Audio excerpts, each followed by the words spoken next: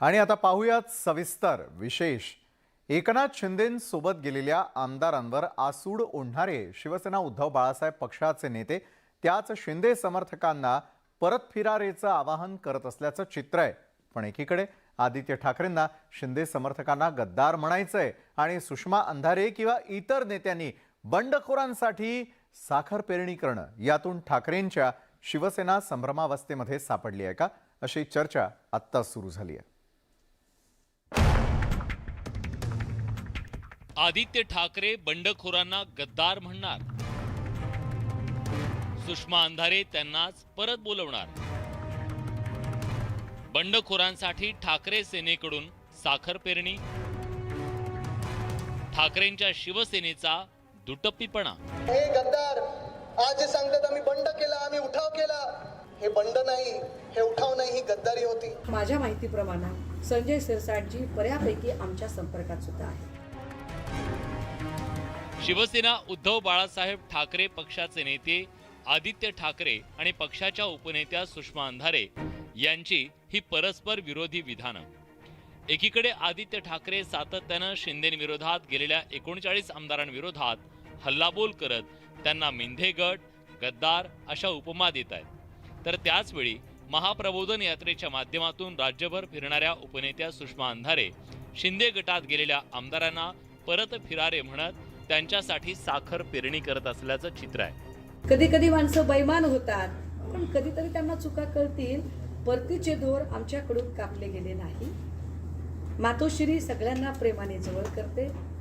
मला असं वाटतं की त्याच्यातले सगळ्यात पहिल्यांदा परत येणारे जर कोण असतील आत्ता या घडीला, तर ते संजय शिरसाट साहेब असतील। कारण संजय शिरसाटजी आता प्रचंड अस्वस्थ आहेत, परेशान आहेत। माझ्या माहितीप्रमाणे संजय शिरसाटजी बऱ्यापैकी आमच्या संपर्कात सुद्धा आहेत। पण सुषमा अंधारे वारंवार संजय शिरसाटांचं नाव घेऊन त्यांच्या नाराजीचा उल्लेख करतायत, पण स्वतः संजय शिरसाट आणि शिंदे गटाचे आमदारही सुषमा अंधारेंचा दावा खोडून काढतायत। आणि एखाद्या बहिणीने एखाद्या भावाबद्दलची चिंता व्यक्त करणं, मी त्यांचे मनापासून आभार मानतो।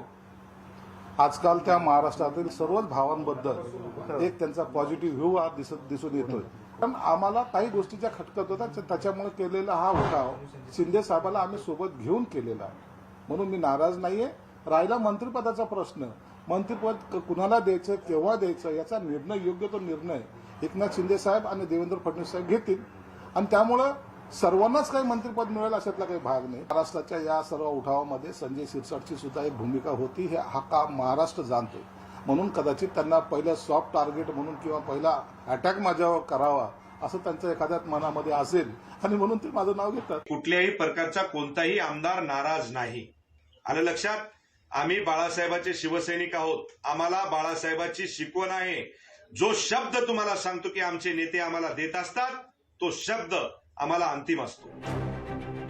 बरं, ठाकरे पक्षाच्या उपनेत्या असलेल्या सुषमा अंधारेच संजय शिरसाट संपर्कात असल्याचं सांगतायत, पण पक्षाचे नेते आणि माजी खासदार असलेल्या चंद्रकांत खैरे नाही, त्यांच्यावर विश्वास नाही। त्या उलट स्वतः शिरसाट अशा बातम्या पेरत असल्याची अधिकची माहिती खैरेंनी दिली। आता परत मंत्रिमंडळाची वाढ होईल का नाही होईल माहीत नाही, आणि त्यामध्ये त्यांचा नंबर लागावा म्हणून ते असं हे करतात। मी ते ह्या गोष्टीला ब्लॅकमेलिंग नाही म्हणणार मी, पण ते मुद्दाम त्या ठिकाणी करतात। एकंदरीतच काहींनी शिंदेंसोबत गेलेल्या आमदारांना गद्दार म्हणायचं, एक दोघांनी त्यांना परत येण्याचं आवाहन करायचं, आणि त्यानंतरही अपयश आलं की मग तिसऱ्यानं असं काहीच नसल्याचं सांगत झाला प्रकार निस्तरायचा प्रयत्न करायचा। अशाच काहीशा गोंधळाची आणि संभ्रमाची स्थिती सध्या शिवसेना उद्धव बाळासाहेब ठाकरे पक्षात निर्माण झाल्याचं पाहायला मिळतंय। पण शिंदे समर्थकांमध्ये फूट पाडण्यासाठी ठाकरेंच्या शिवसेनेला हा दुटप्पीपणा खरंच कामी येईल का, हे सध्या तरी सांगणं कठीण आहे। Bureau report, news 18 Lokmat. महाप्रबोधन यात्रेतून विरोधकांवर टीकास्त्र डागणाऱ्या सुषमा अंधारे आता शिंदे समर्थकांच्या निशाण्यावरती आल्याचं पाहायला मिळतंय। गुलाबराव पाटलांनी तर राष्ट्रवादीतून आलेलं पार्सल उरलेल्या शिवसेनेला बुडवणार आहे असा गंभीर आरोप केल्यानं शिंदे आणि ठाकरे गटामध्ये जुंपल्याचं पाहायला मिळतंय।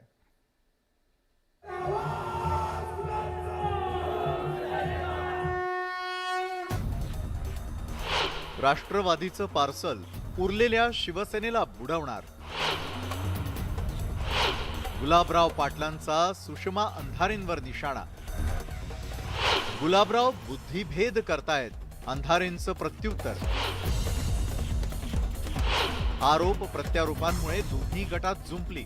मतदारांनी जी मतं दिली ती मतं इथल्या एका उमेदवाराला बघून दिली नाही. मतदारांनी मतं देताना उद्धव बाळासाहेब ठाकरे हे नाव आणि ही प्रतिमा बघून दिलं होतं.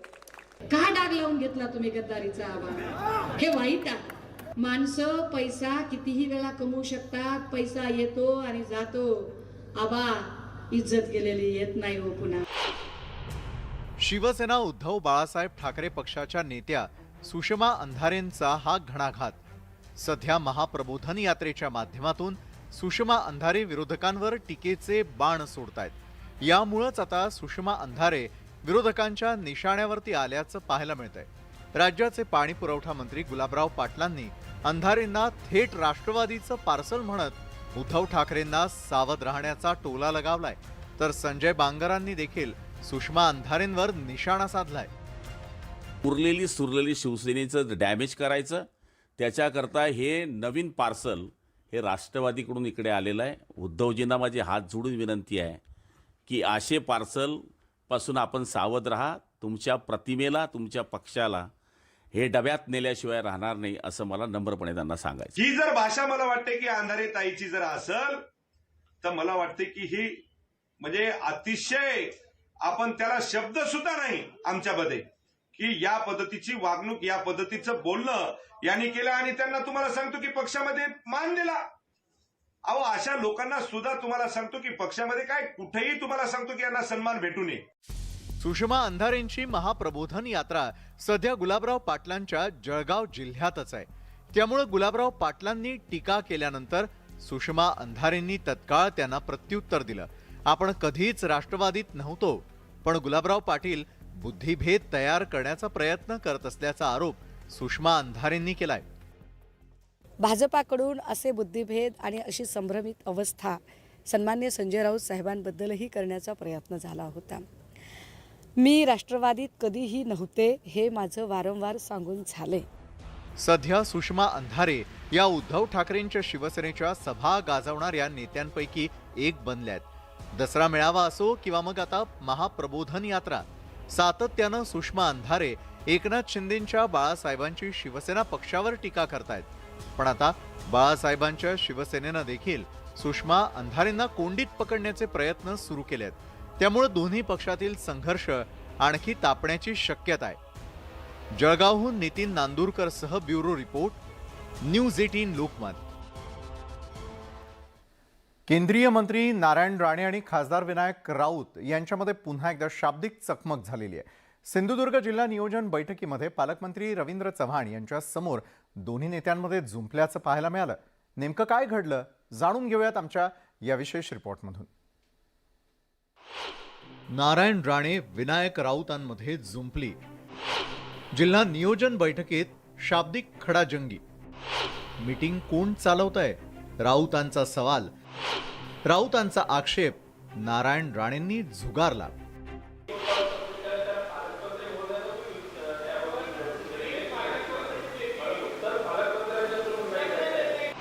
सिंधुदुर्ग जिल्हा नियोजन समितीच्या बैठकीतील केंद्रीय मंत्री नारायण राणे आणि ठाकरेंच्या शिवसेनेचे खासदार विनायक राऊत यांच्यातील ही शाब्दिक चकमक पालकमंत्री रवींद्र चव्हाण यांच्या उपस्थितीत सुरू असलेल्या नियोजन समितीच्या बैठकीत राणेच जास्त बोलत असल्याचं म्हणत विनायक राऊतांनी आक्षेप घेतला. यावर राणेंनीही त्याच आक्रमकपणे राऊत यांच्यावर प्रतिहल्ला केल्यानं दोन्ही नेत्यांमध्ये जुंपल्याचं पाहायला मिळालं. विशेष म्हणजे बैठक संपल्यानंतरही राणे आणि राऊतांमधील वाकयुद्धाचे पडसाद उमटताना दिसले. बैठकीत पालकमंत्री अध्यक्ष असताना केंद्रीय मंत्र्यांची लुडबुड दुर्दैवी असल्याचा टोला विनायक राऊतांनी लगावला. स्थगिती देऊन तुम्ही विकासाला खीळ घालण्याचा जो प्रयत्न केलेला आहे त्या अनुषंगाने मी प्रश्न उपस्थित केला होता, परंतु पालकमंत्री उत्तर द्यायला सक्षम असताना सुद्धा केंद्रीय मंत्र्यांची मध्ये लुडबुड जी चालू होती ती अत्यंत दुर्भाग्य अशी आहे. दुसरीकडे नारायण राणेंनी मात्र राऊतांचे आरोप फेटाळत वार्षिक आराखडा 182 कोटींवरून आता 250 कोटींवर जाणार असल्याची माहिती दिली. कुठला विषय कधी घ्यावा, आयत्या वेळचा विषय पहिला विषय सुरू झाल्यावर ते बोलायला लागले स्थगितीचा विषय स्थगित तिथे बोलता येत नाही, तो आयत्या वेळचा विषय आहे. अज्ञान आहे. आता गेल्या 2.5 वर्षात जे अधिकारी भरले नाहीत ते आता ह्या सरकारवर आरोप करतात. कोकणात राणे विरुद्ध शिवसेना हा संघर्ष जुनाच आहे.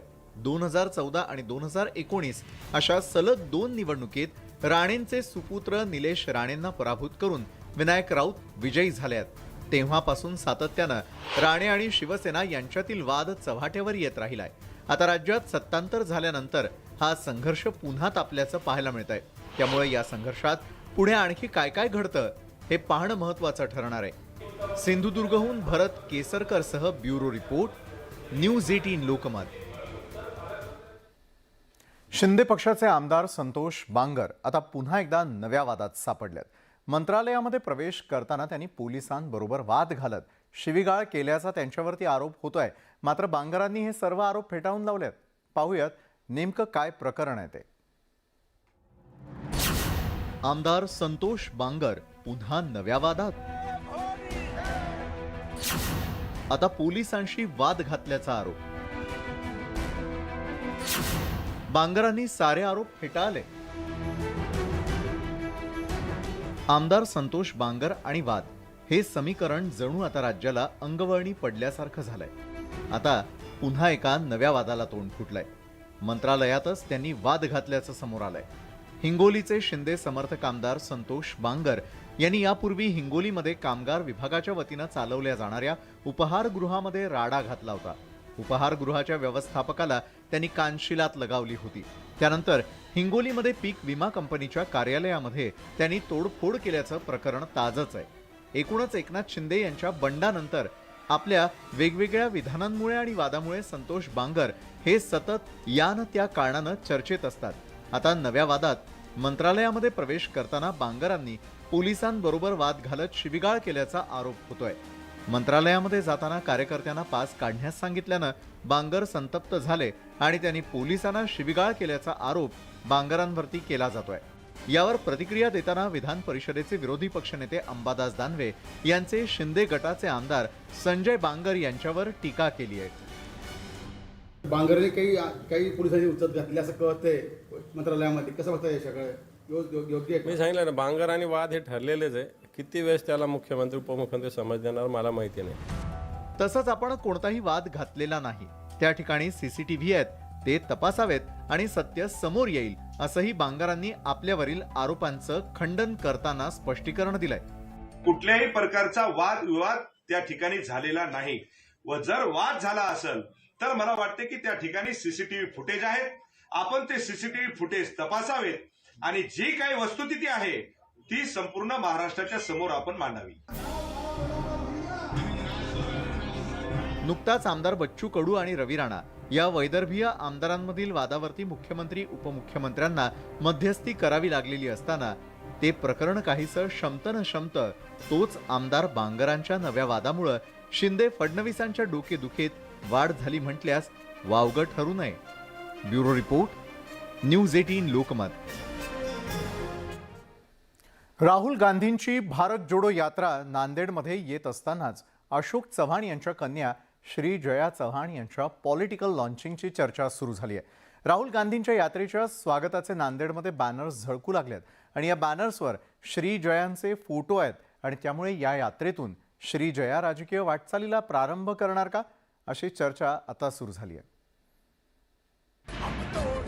भारत जोडो यात्रेत श्रीजयांचं राजकीय पदार्पण.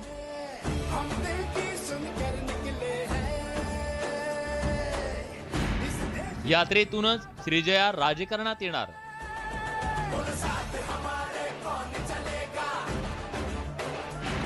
राहुल गांधींच्या उपस्थितीत राजकारणात प्रवेश. राहुल गांधींची भारत जोडो यात्रा 7 नोव्हेंबरला नांदेडमध्ये दाखल होतीये. या यात्रेसाठी काँग्रेसनं जय्यत तयारी केली आहे. या यात्रेच्या निमित्तानं अशोक चव्हाण यांच्या कन्या श्रीजया याही राजकारणात सक्रिय होतील अशी चर्चा नांदेडमध्ये सुरू झाली आहे. शहरात राहुल गांधींच्या स्वागताच्या बॅनरवर श्रीजयांचे फोटो लक्ष वेधून घेत आहेत. श्रीजया या उच्च विभूषित असून त्या राजकारणात सक्रिय होण्याची चिन्ह आहेत. अशोक चव्हाणांनी सुद्धा श्रीजयांच्या राजकारण प्रवेशाचं वृत्त फेटाळलेलं नाहीये. मला काहीच माहिती घ्यावं श्रीजयाचे पोस्टर सुद्धा मी पण चालणार मला माहिती घ्यावं लागेल ना. स्टेजवर सुद्धा श्रीजया दिसते. पोस्टर फोटो मलाही पाहायला मिळतात, पण मला त्या राजकारणात सहभागी होतील की मला हे मला कल्पना नाही. महाराष्ट्रात काँग्रेसच्या जवळपास सर्वच मातब्बर नेत्यांच्या मुलांनी सक्रिय राजकारणात प्रवेश केलाय. माजी मुख्यमंत्री विलासराव देशमुखांची दोन्ही मुलं अमित देशमुख आणि धीरज देशमुख आमदार आहेत. माजी मुख्यमंत्री सुशीलकुमार शिंदे यांच्या कन्या प्रणिती शिंदे आमदार आहेत. बाळासाहेब थोरातांचे भाचे सत्यजित तांबे राजकारणात सक्रिय आहेत, तर नितीन राऊत यांचा मुलगा कुणाल राऊत वडिलांच्या पावलावर पाऊल ठेवून राजकारणात उतरलेत. श्रीजयांच्या राजकारण प्रवेशावर चव्हाणांचे विरोधक खासदार प्रतापराव पाटील चिखलीकर यांनी अशी प्रतिक्रिया दिली आहे. माझी मुलगी राजकारणात आहे, माझा मुलगा राजकारणात आहे. आता प्रत्येकालाच असं वाटायला लागलं की आपली मुलगी आपला मुलगा राजकारणात आला पाहिजे. त्याच्यामुळे त्यांना वाटण्यामध्ये गैर आहे असं मला वाटत नाही. यशस्वी अभिनेत्यासोबत लॉन्चिंग केल्यावर बॉलिवूडमध्ये यश मिळतं असं सांगतात. हाच नियम जर श्रीजया यांच्याबद्दल लावला तर त्यांच्या राजकीय प्रवेशाचं काही खरं नाही अशी कुजबूज नांदेडात सुरू झाली आहे. मुजीब शेख, न्यूज 18 लोकमत, नांदेड. महाराष्ट्र कर्नाटक सीमा भाग शांततेमध्ये नांदावा यासाठी पंतप्रधान नरेंद्र मोदी यांनी पुढाकार घेतलेला आहे. त्यांच्या सूचनेनुसार दोन्ही राज्यांच्या राज्यपालांनी इतिहासामध्ये पहिल्यांदाच समन्वयाची एकत्रित बैठक घेतली. राजभवन सोडून बाहेर येत राज्यपालांनी या विषयावरून घेतलेल्या बैठकीमुळे सीमा प्रश्न सामंजस्यानं सुटण्याची शक्यता निर्माण झालेली आहे. तर या पुढची बैठक दोन्ही राज्यातले मुख्यमंत्रीही लवकरच एकत्रितपणे घेणार असल्याचं कळत आहे. बेळगाव सीमा प्रश्न मोदी सोडवणार. मोदींमुळे सीमा भागातील तणाव निवळणार.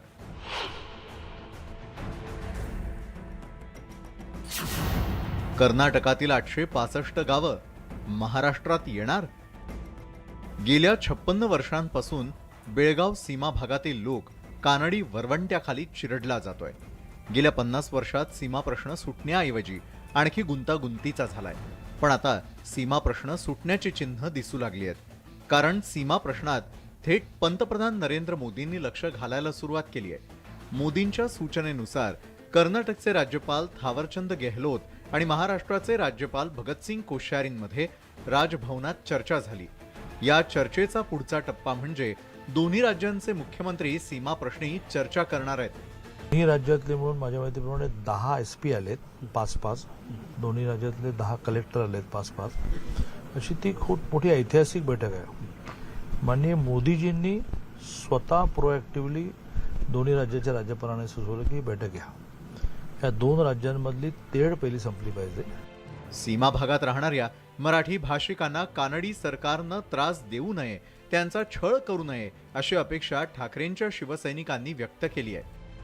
जवळजवळ 60 ते 65 वर्ष या चळवळीमध्ये अनेक प्रकारचे गुन्हे मराठी भाषिकांच्यावर दाखल झाले.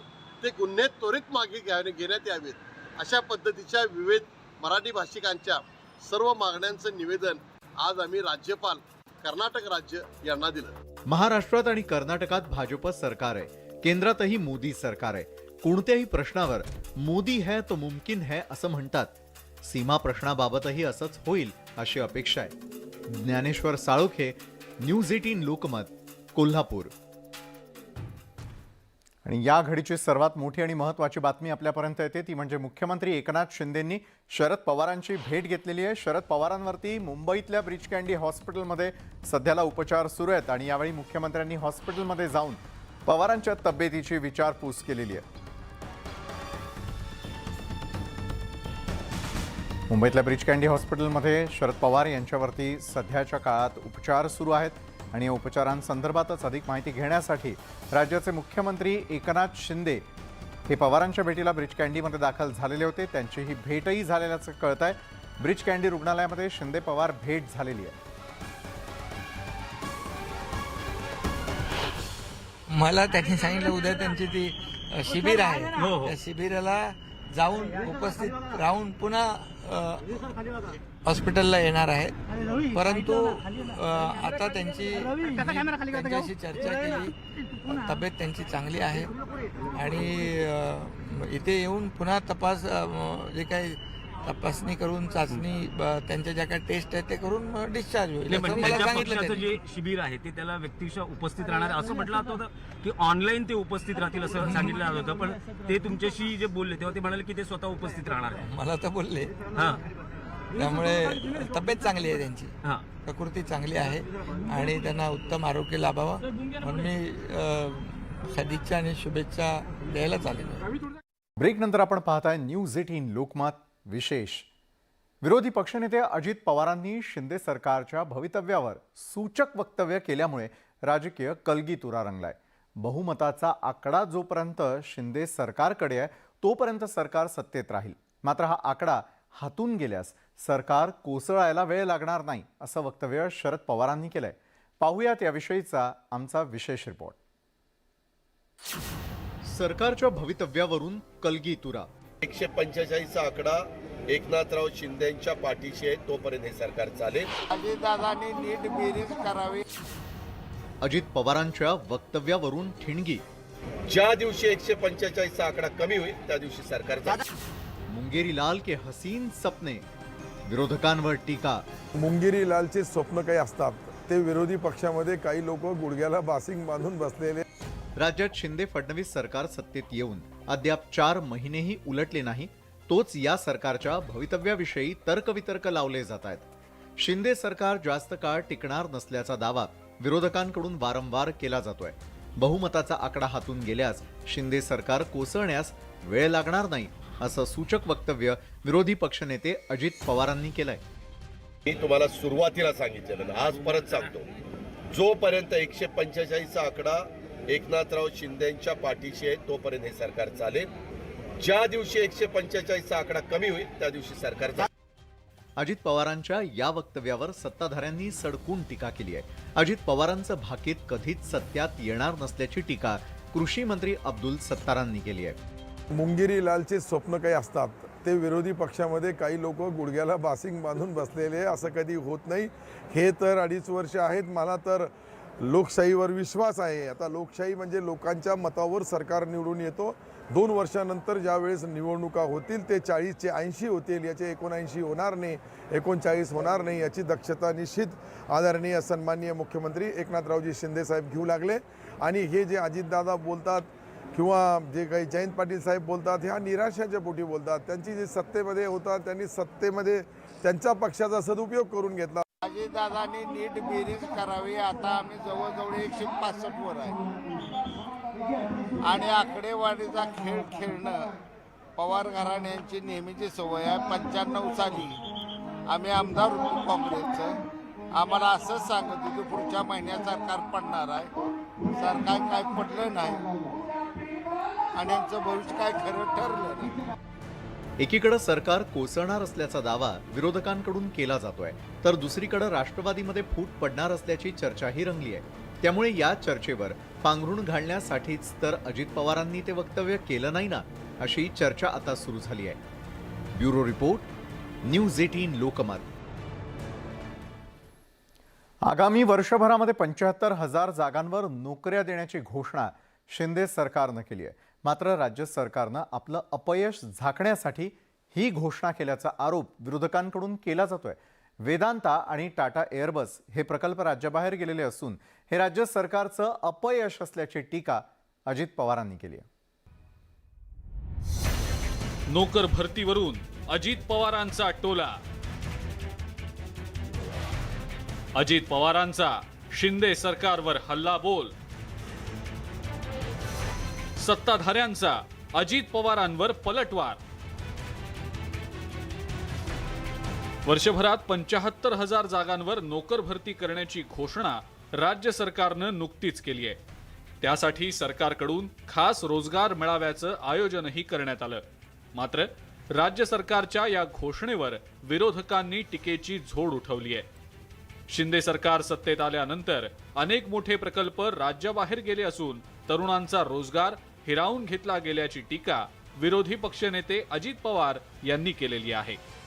यांचं अपयश झाकण्याच्या करता मोठे प्रोजेक्ट ज्याच्यातनं 1.5 लाख मुलांना रोजगार मुलींना मिळणार होता आणि 1.5-2 लाख कोटीची गुंतवणूक होती, असे प्रकल्प बाहेर गेले आणि आता सांगतायत की आम्ही अनेक प्रकारचे प्रकल्प आणून हे इथं भरती करणार आहोत.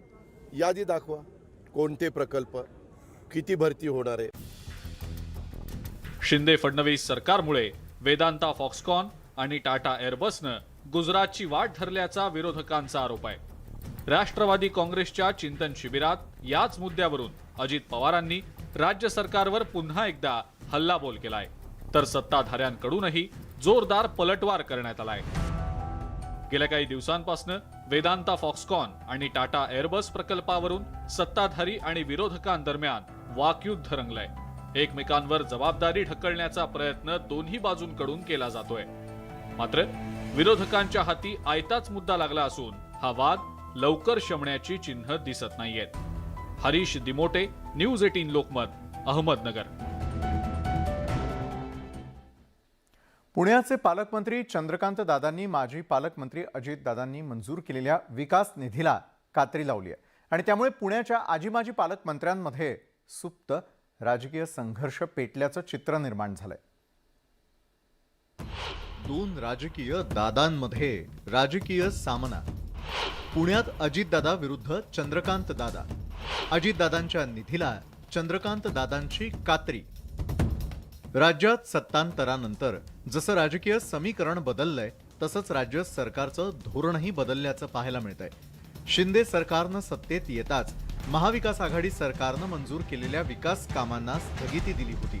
मात्र आता पालकमंत्र्यांनी या विकास कामांचा फेर आढावा घेत निधी मंजूर करण्यास सुरुवात केली आहे.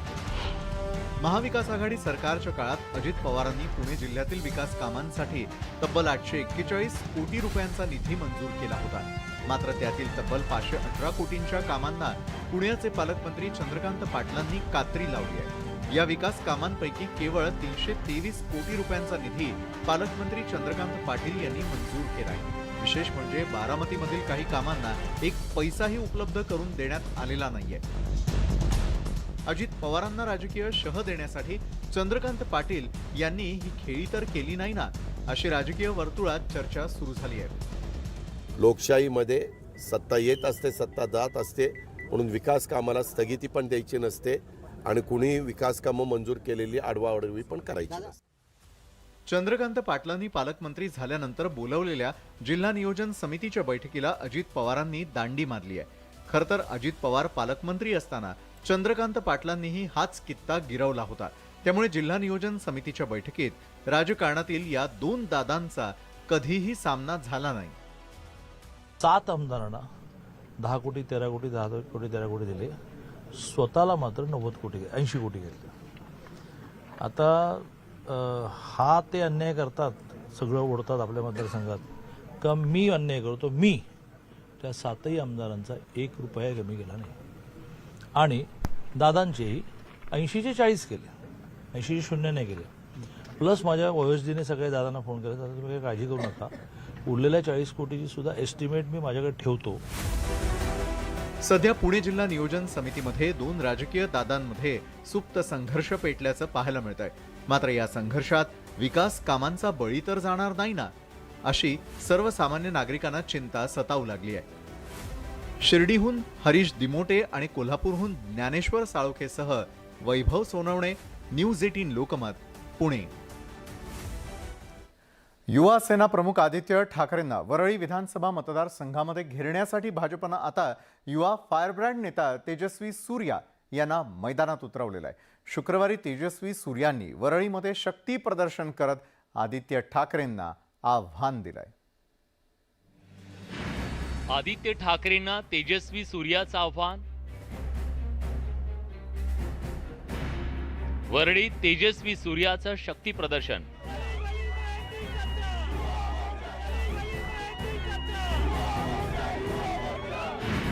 आदित्य ठाकरेंची वरळीत कोंडी.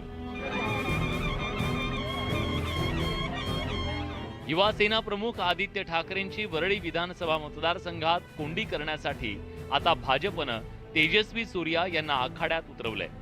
तेजस्वी हे भाजपच्या राष्ट्रीय युवा मोर्चाचे अध्यक्ष आहेत.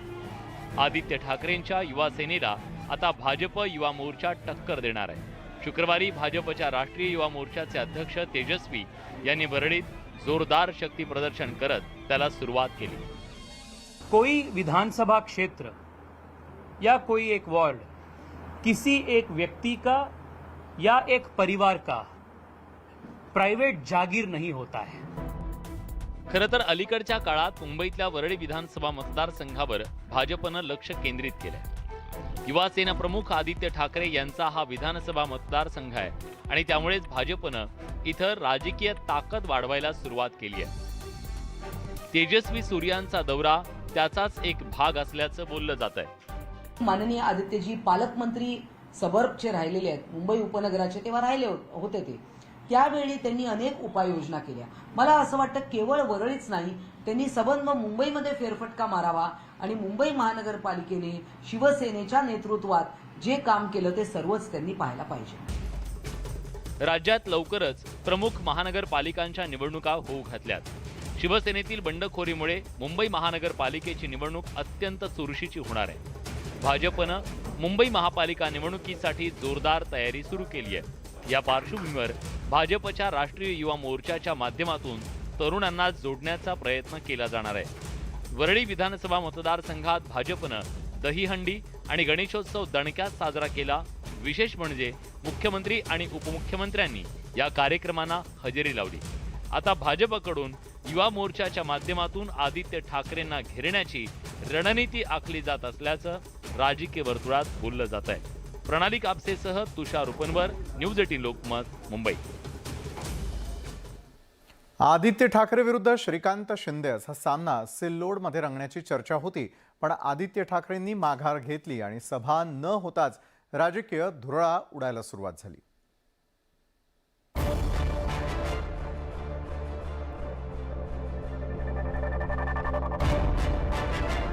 आदित्य साहेबांचं जबरदस्तपणे त्या ठिकाणी वातावरण निर्मिती करण्याचा एकदम जबरदस्त वातावरण निर्मिती करतात. तर त्याच्यामुळे त्यांनी घाबरले ते की आता काय होईल म्हणून. आदित्य रणछोड दास यांनी सिल्लोडची सभा रद्द केली. आमच्या स्टेजवर त्यांचं भाषण झाल्यानंतर यांची इच्छा असेल, कुठे नाही मिळत असेल तर आमच्याच पब्लिकमध्ये येऊन तुम्हाला काय बोलायचं तेही बोला. हा कलगीतुरा रंगलाय तो सिल्लोडला होणाऱ्या आदित्य ठाकरेंच्या सभेवरून. सिल्लोडमधल्या सभेची जागा बदलायची सूचना पोलिसांनी केली आणि राजकारण रंगायला सुरुवात झाली. सर्वात पहिले चिमटा काढला तो अब्दुल सत्तारांनी. थेट श्रीकांत शिंदेंच्या मंचावर येण्याचं आमंत्रण दिलं. सर्वांच्या समोर सांगू लागलो की त्यांना ज्या ठिकाणी जागा पाहिजे त्या ठिकाणी जागा उपलब्ध करून देण्यात येईल. आणि फार जास्त झालं तर मी डॉक्टर श्रीकांत शिंदे साहेबांची परवानगी घेऊन आमच्या स्टेजवर त्यांचं भाषण झाल्यानंतर यांची इच्छा असेल, कुठे नाही मिळत असेल तर आमच्याच पब्लिकमध्ये येऊन तुम्हाला काय बोलायचं तेही बोला म्हणा. अडचणीत आलेल्या ठाकरे सेनेनं यावर शेताच्या बांधावर संवाद साधायचा पर्याय शोधला. आमच्या सगळ्या सभा, आमच्या सगळे आता आदित्य साहेब त्या ठिकाणी सगळे बांधावर झाला, शेतकऱ्यांच्या बांधावर नुकसान झालं तिथे आणि ते सुद्धा पाहणार आणि शेतकरी संवाद साधणार ते की भाऊ काय नुकसान आहे, ह्या मंत्र्यांनी काय दिलं, शेती मंत्र्यांनी, ऍग्रिकल्चर मिनिस्टरनी काय दिलं तुम्हाला, काय नाही, असं सगळं विचारणार ते. शेताचं मोठं नुकसान झालेलं आहे आणि शेतकऱ्यांच्या बांधावर जाऊन मी त्यांच्याशी थेट बोलणार आहे. ज्यांना थांबवायचं असेल त्यांनी थांबवावं मला. पण मी शेतकऱ्यांसोबत बोलणार नाही, सभेसाठी नाही चाललो, मी शेतकऱ्यांच्या संवादासाठी चाललेलो आहे आणि या महाराष्ट्रात ओला दुष्काळ जाहीर करावा ही आमची मागणी आहे. या माघारीनंतरही बाळासाहेबांच्या शिवसेनेनं टीका करायचं काही सोडलं नाही. रणछोडदास कुणाला घाबरून पळाले का असा सवाल नरेश म्हस्केने विचारलाय. आदित्य रणछोड दास यांनी सिल्लोडची सभा रद्द केली. अहो, किती मोठ्या गप्पा मारता, किती मोठ्या वल्गना करता, मुख्यमंत्र्याला चॅलेंज देण्याच्या गोष्टी करता. आमच्या एका खासदाराला घाबरून तुम्ही ती सभा रद्द केलेली आहे. या राजकीय गदारोळात पोलिसांनी मात्र सावध भूमिका घेत आपली बाजू मांडली आहे. चौकाचे ठिकाण स्टेज लावणे आणि सभा घेणे हे शक्य नाही. ते उरुंद रस्ते आहेत, तिथे ट्रॅफिकचे आणि इतर कायदा सुव्यवस्थेचा प्रश्न निर्माण होऊ शकतो. त्यामुळे त्याची परवानगी आम्ही नकारली होती. चौकामध्ये परमिशन न देता त्यांना ओपन ग्राउंड याच्यामध्ये परमिशन घेण्यासाठी आम्ही सांगितलं होतं. सिल्लोडमध्ये श्रीकांत शिंदे आणि आदित्य ठाकरे आमने सामने येणार होते. त्यामुळे पुन्हा एकदा दसरा मेळाव्यासारख्या शक्ती प्रदर्शनाची चर्चा होती. आदित्य ठाकरेंच्या माघारीनंतर तुर्तास संघर्ष टळलाय. त्यामुळे सिल्लोडचं मैदान आता श्रीकांत शिंदे गाजवणार का हे पाहावं लागेल. सिद्धार्थ गोदामसह अजित मांढरे, न्यूज 18 लोकमत. ठाकरे पक्षाच्या नेत्या सुषमा अंधारे यांनी ज्येष्ठ समाजसेवक अण्णा हजारेंवर टीका केलेली आहे. लोकपाल आंदोलनामुळे केंद्रात भाजपला सत्ता मिळाल्याची टीका अंधारेंनी केली. बंडखोर आमदारांपाठोपाठ आता अण्णा हजारेही अंधारेंच्या निशाण्यावरती आलेले आहेत. सुषमा अंधारेंची अण्णा हजारेंवर टीका. लोकपालवरून हजारेंवर निशाणा. लोकपाल आंदोलनाचा भाजपला फायदा. ठाकरे पक्षाच्या उपनेत्या सुषमा अंधारे यांनी महाप्रबोधन यात्रेच्या माध्यमातून शिवसेनेतील बंडखोर आमदारांच्या विरोधात आघाडी उघडली आहे. शिंदे समर्थक आमदारांच्या मतदारसंघात या यात्रेच्या माध्यमातून अंधारे यांनी टीकेची झोड उठवली आहे. त्यामुळे ही यात्रा चर्चेचा विषय ठरली आहे. शिवसेनेतील बंडखोर आमदारांच्या पाठोपाठ आता ज्येष्ठ समाजसेवक अण्णा हजारे हे सुद्धा अंधारे यांच्या निशाण्यावर आले आहेत. लोकपाल आंदोलन ज्या पद्धतीने अण्णा हजारे यांनी उभं केलं, हे आंदोलन फक्त आणि फक्त इथलं एक सरकार उलथवून लावायचं, लोकांमध्ये एक संभ्रमित अवस्था आणि एक लाट तयार करायची यासाठीचं होतं. मी पुन्हा माझ्या म्हणण्यावरती येते की लोकपाल आंदोलनातल्या त्रुटी कधीच दाखवल्या गेल्या नाही. 2013 मध्ये अण्णा हजारे यांनी लोकपाल आंदोलनाच्या माध्यमातून UPA सरकारच्या विरोधात रान पेटवलं होतं. यानंतर 2014 मध्ये झालेल्या लोकसभेच्या निवडणुकीत मोदी सरकार सत्तेत आलं.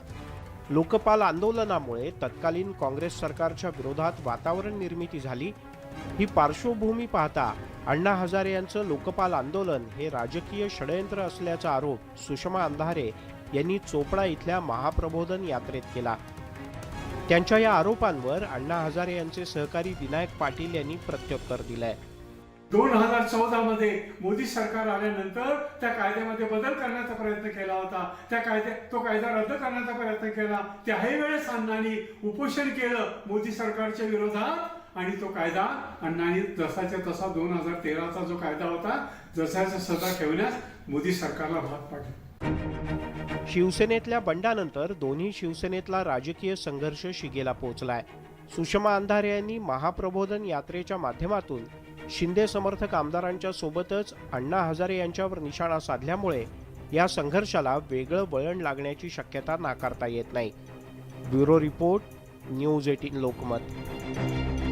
तर आपण पाहता न्यूज 18 लोकमत. विशेष महाराष्ट्र कर्नाटक सीमा भाग शांततेमध्ये नांदावा यासाठी पंतप्रधान नरेंद्र मोदी यांनी पुढाकार घेतलेला आहे.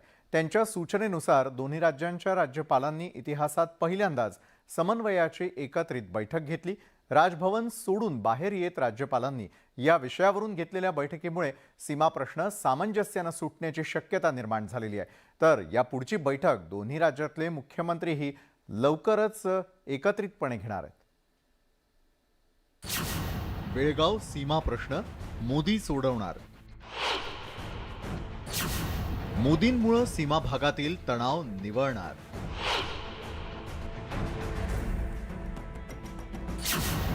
कर्नाटकातील 865 गावं महाराष्ट्रात येणार. गेल्या 56 वर्षांपासून बेळगाव सीमा भागातील लोक कानडी वरवंट्याखाली चिरडला जातोय. गेल्या 50 वर्षात सीमा प्रश्न सुटण्याऐवजी आणखी गुंतागुंतीचा झालाय. पण आता सीमा प्रश्न सुटण्याची चिन्ह दिसू लागली आहेत. कारण सीमा प्रश्नात थेट पंतप्रधान नरेंद्र मोदींनी लक्ष घालायला सुरुवात केली आहे. मोदींच्या सूचनेनुसार कर्नाटकचे राज्यपाल थावरचंद गेहलोत आणि महाराष्ट्राचे राज्यपाल भगतसिंग कोश्यारींमध्ये राजभवनात चर्चा झाली. या चर्चेचा पुढचा टप्पा म्हणजे दोन्ही राज्यांचे मुख्यमंत्री सीमा प्रश्नी चर्चा करणार आहेत. दोन्ही राज्यातले म्हणून माझ्या माहितीप्रमाणे 10 SP आलेत 5-5. दोन्ही राज्यातले 10 कलेक्टर आलेत 5-5. अशी ती खूप मोठी ऐतिहासिक बैठक आहे. माननीय मोदीजींनी स्वतः प्रोएक्टिव्हली दोन्ही राज्याच्या राज्यपालांनी सुचवलं की ही बैठक घ्या. या 2 राज्यांमधली तेढ पहिली संपली पाहिजे. सीमा भागात राहणाऱ्या मराठी भाषिकांना कानडी सरकारनं त्रास देऊ नये त्यांचा छळ करू नये अशी अपेक्षा ठाकरेंच्या शिवसैनिकांनी व्यक्त केली आहे. जवळजवळ 60 ते 65 वर्ष या चळवळीमध्ये अनेक प्रकारचे गुन्हे मराठी भाषिकांच्यावर दाखल झाले.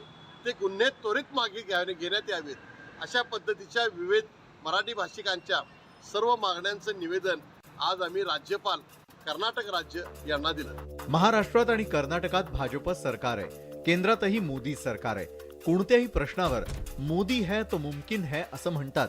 सीमा प्रश्नाबाबतही असंच होईल अशी अपेक्षा आहे.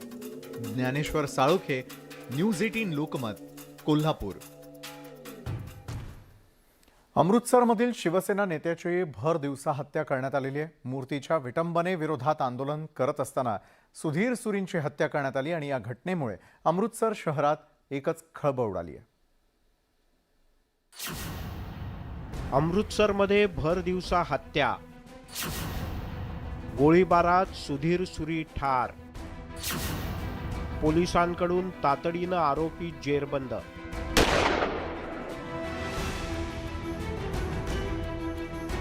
काळजाचा थरकाप उडवणारी ही दृश्य आहेत पंजाबच्या अमृतसर शहरातील.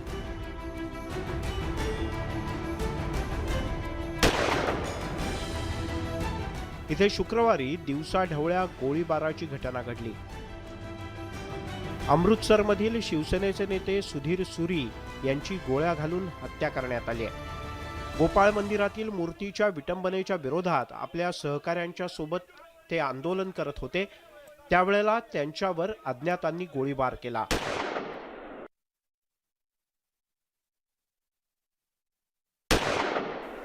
प्रत्युत्तरादाखल सुरींच्या अंगरक्षकाने सुद्धा गोळीबार केला आणि त्यामुळे हल्लेखोर पसार झाले. डिप्टी साहब ने बचा के ले गया पिछले पूरे था कोई आदमी था, एक ही आदमी था, सरदार था, यही उसकी दुकान है. डीएसपी ने मरवाया. ਇਸ ਬਾਰੇ ਅਸੀਂ ਤੇ ਹਾਲਦੀ ਘੜੀ ਇੱਥੇ ਆਏ ਆ, ਮੌਕੇ ਦਾ ਸਾਰਾ ਜਾਇਜ਼ਾ ਲਵਾਂਗੇ, ਉਹਦੇ ਮੁਤਾਬਕ ਕਾਰਵਾਈ ਕਰ ਰਹੇ. ਥੋੜਾ ਸੂਰੀ ਕੀ ਕਰਦੇ ਪਏ ਸੀ ਸੂਰੀ ਇੱਥੇ? ਮੈਂ ਐਕਚੁਅਲੀ ਬਾਹਰੋਂ ਦੂਸਰੀ ਜੁਰਿਸਡਿਕਸ਼ਨ ਚੋਂ ਆਇਆ. ਮੈਂ ਸਾਰਾ ਅਸੀਂ ਲਾਅ ਐਂਡ ਆਰਡਰ ਕਰਕੇ ਆਏ ਆ. ਥੋੜਾ ਵੇਟ ਕਰੋ, ਤੁਹਾਨੂੰ ਸਭ ਕੁਝ ਬਰੀਫ ਕਰਾਂਗੇ. खरं तर सुरी यांना खलिस्तान्यांपासून धोका होता आणि त्यामुळेच त्यांना पोलीस संरक्षण सुद्धा देण्यात आलं होतं. मात्र असं असतानाही त्यांची गोळ्या घालून हत्या करण्यात आली. हल्लेखोरांनी गोळीबार करण्यासाठी वापरलेलं पिस्तूलही पोलिसांनी घटनास्थळावरून जप्त केलंय. तसंच एका आरोपीलाही अटक करण्यात आली आहे. या घटनेमुळे अमृतसर शहरात एकच खळबळ उडाली. Bureau report, news 18 Lokmat.